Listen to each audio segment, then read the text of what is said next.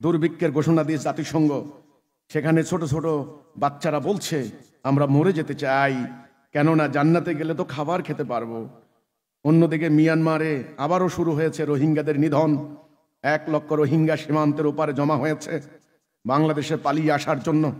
এই দৃশ্যগুলো আর কতদিন সহ্য করতে হবে?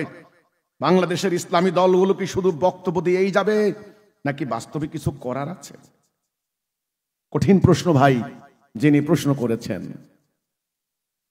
আর কত সহ্য করবেন? হ্যাঁ, ঐক্যবদ্ধ না হওয়া পর্যন্ত এই জিল্লতি বন্ধ হবে না। ঈমান না আনা পর্যন্ত এই জিল্লতি বন্ধ হবে না। এই জিল্লতি বন্ধ করার জন্য আমরা মাঠে নেমেছি। তোমরা যারা এখানে আজকে সম্মেলনে উপস্থিত হয়েছো, তোমরা কি বিশ্ব মানবতার মুক্তির জন্য কি তোমরা প্রস্তুতি নিচ্ছ? আমাদের কোরআন কি বলছে? তোমরা কি আল্লাহর রাস্তায় লড়াই করবে না? নির্যাতিত নারী পুরুষ আল্লাহর নিকট ফরিয়াদ করছে, আল্লাহ রাব্বুল আলামিন এই জালেমদের হাত থেকে আমাদেরকে রক্ষা করো আল্লাহ। আল্লাহ তোমার পক্ষ থেকে সাহায্যকারী পাঠাও। তোমরা কি আল্লাহর পক্ষ থেকে আল্লাহর সাহায্যকারী নাও?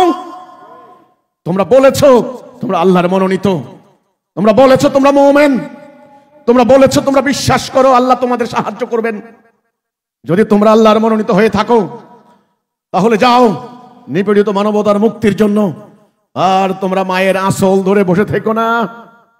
থাকবো না আর বদ্ধ ঘরে, দেখবো এবার জগৎটাকে। থাকবো না আর বদ্ধ ঘরে।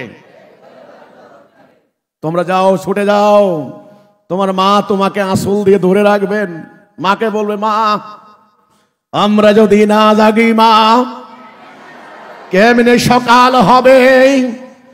তোমার ছেলে জাগলে মাগো রাত পোহাবে তবে।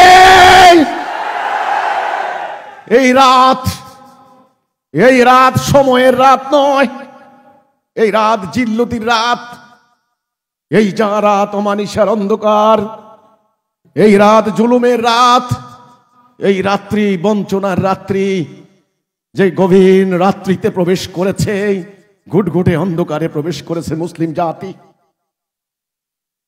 তোমরা আজকে দাঁড়িয়ে মানব জাতির সামনে সেই মুক্তির সংগ্রাম নিয়ে তোমরা যাবে।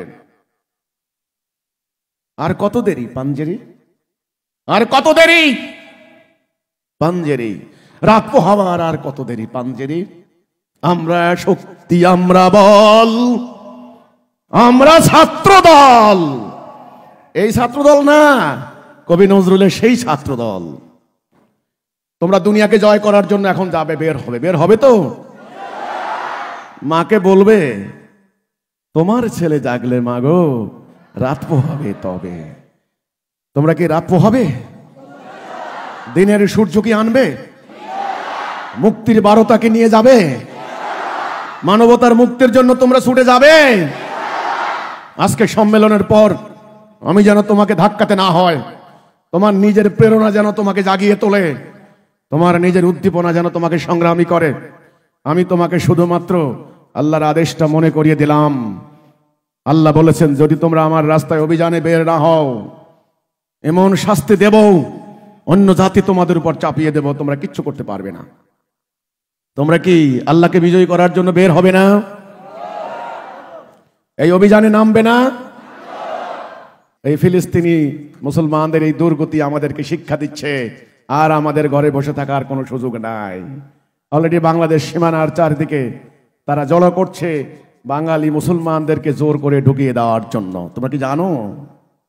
জানো? এটা খবর রাখিও, এখনই প্রস্তুতি নাও।